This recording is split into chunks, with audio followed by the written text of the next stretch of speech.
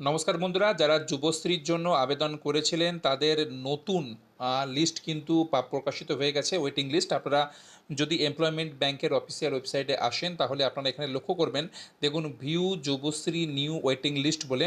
তো জাস্ট এর উপরেই আপনারা একটি ক্লিক করবেন। ক্লিক করলে দেখবেন আপনাদের সামনে এরকম একটা পিডিএফ ফাইল ওপেন হয়ে যাবে।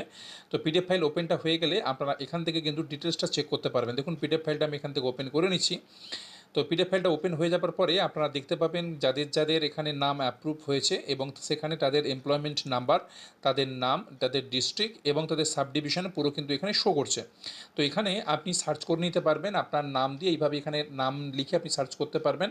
অথবা আপনার কাছে যদি এমপ্লয়মেন্ট আইডি থাকে তাহলে আইডি লিখে এখানে তলার দিকে যে সার্চ অপশান আছে, সার্চ অপশানে ক্লিক করলে আপনারা কিন্তু আপনাদের নাম দেখতে পাবেন যদি আপনাদের নামটা অ্যাপ্রুভ হয়ে থাকে।